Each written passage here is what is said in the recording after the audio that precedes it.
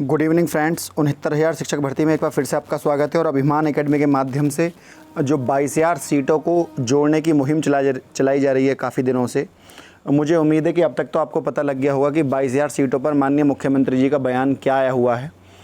उन्होंने कहा है कि जो मैंने आपसे पहले भी कहा था और मैं अब भी कह रहा हूँ, किसी से ये मत कहिए कि 69,000 शिक्षक भर्ती में ऐड करिए 22,000 सीटों को, बल्कि ये कहिए कि जो 22,000 सीटें हैं उन्हें सुपर टेट के पास अभ्यर्थियों से भरिए। ठीक है, दोनों बातों को कहने में अंतर है। जब हम कहते हैं कि 69,000 शिक्षक भर्ती में जोड़िए तो सरकार हमें मानक बताने लगती है। सरकार कहती है पिछली भर्ती 68,500 की थी, ये भर्ती 69,000 है। उन्होंने खुद ये भी कहा स्वयं कि आप तो पढ़े लिखे हैं, आप तो इस बात को समझते हैं, दो भर्तियां हैं, अलग अलग हैं, दोनों के मानक अलग हैं। हालांकि वैधानिक तौर पर वो गलत हैं इस मामले में भी। क्यों?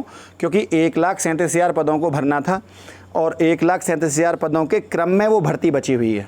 ठीक है, हम ये नहीं कह रहे उन्हें 69,000 में जोड़िए। ये बात जो लीगली अपने आप में गलत ठहरती है कि हम ये कहें 69,000 में जोड़िए, या 68,500 के अभ्यर्थी ये कहें कि इसमें जोड़ दीजिए, जबकि उन्होंने उस कट ऑफ को क्वालिफाई नहीं किया है। हाँ, जो सुपर टेट पास अभ्यर्थी है वो ये मांग कर सकता है कि जो पद खाली रह गए हैं उन्हें हमसे भरिए। ठीक है, इस बात को कहने में और 69,000 में 22,000 सीट जोड़िए, इसमें ज़मीन आसमान का अंतर है।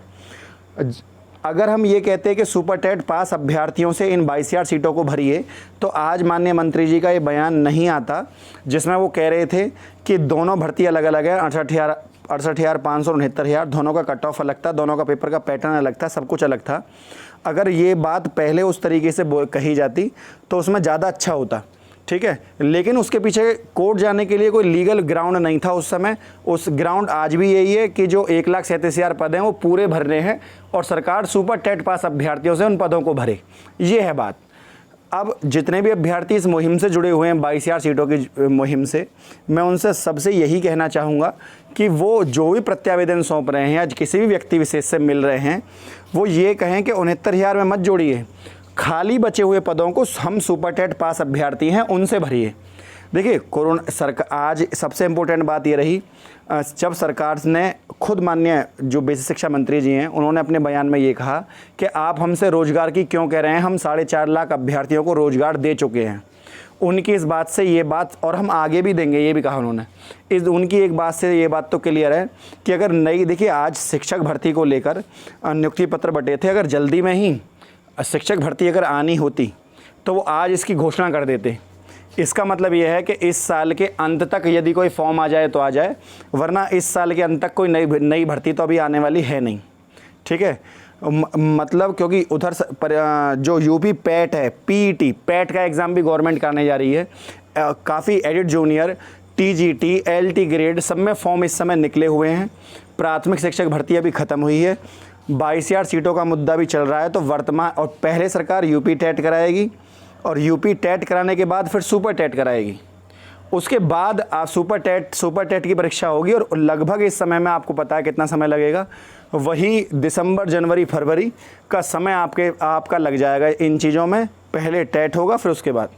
तो इस बीच में हम ये डिमांड सरकार के पास रख सकते हैं कि सरकार के पास लगभग 2,25,000 खाली पद पड़े हुए हैं। सरकार इन 2,25,000 पदों में से जो सुपर टेट अभ्यर्थी पास हैं 77,060, इन 77,060 अभ्यर्थियों को सरकार कोरोना काल में भर्ती पेपर कराती है, सरकार खर्चा करती है बहुत बड़ा। जब सुपर टेट पास अभ्यर्थी हैं तो क्यों ना वो पद उन पास अभ्यर्थियों से भरे जाएं, है ना। उस क्वालिफ़िकेशन को वो अभ्यर्थी लेकर बैठे हैं। तो सुपर टेट में, बल्कि कुछ अभ्यर्थियों के उनसे ज़्यादा अंक हैं जो सेलेक्ट हुए हैं। सुपर टेट की बात कर रहा हूँ, सुपर टेट पेपर की। अगर एकेडमिक गुणांक ना होता तो शायद इनमें से 90% बच्चा, 80% बच्चा सेलेक्ट हो गया होता। ठीक है, एकेडमिक की वजह से ये अभ्यर्थी पिछड़ गए, क्योंकि सरकार की गलती कहीं ना कहीं इस बात में रही कि सरकार ने एकेडमिक गुणांक को मूल्य माना।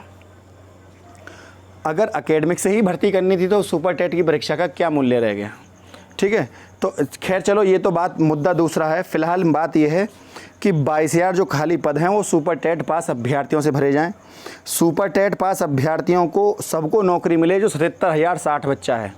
ठीक है, और जितने भी अभ्यर्थी ये आरक्षण पर और नहीं, देखिए आरक्षण पर भी सरकार ने अपने आप को क्लीन स्वीप वो दे दिया है, मतलब अपने आप को उन्होंने साफ घोषित कर दिया है कि इसमें हमारी कोई गलती नहीं है। हमने तरीके से खुद हमारे यहाँ के सचिव आकर मीडिया में बोल रहे हैं कि हमने तय मानकों से ज़्यादा को नौकरी दी है, तो आरक्षण के साथ छेड़छाड़ का तो कोई मामला ही नहीं उठता।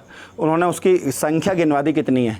तो अब 100 मैटर पर अलग अलग ना होकर एक मैटर पर सब अभ्यर्थी इकट्ठे हो जाएंगे, और वो मैटर है कि सभी सुपर टेट पास अभ्यर्थियों को नौकरी दी जाए।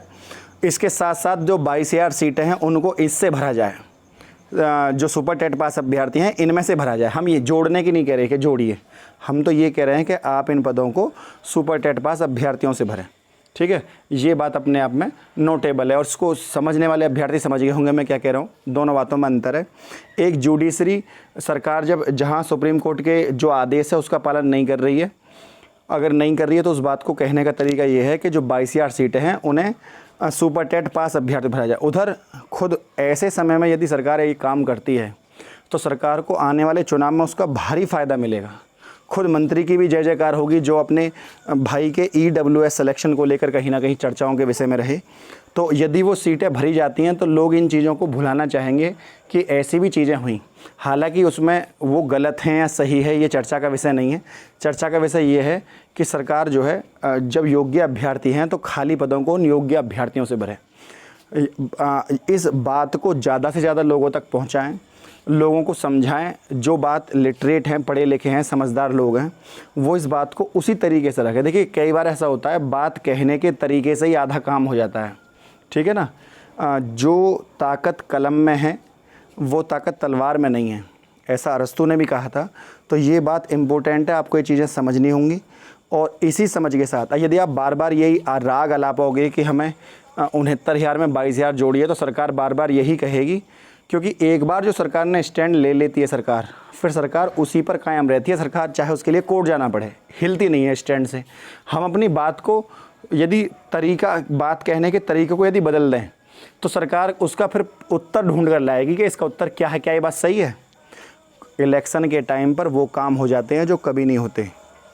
तो इस मौके की नज़ाकत को देखते हुए इस बात को समझिए और अपनी बात को वहाँ अपने तरीके से रखिए।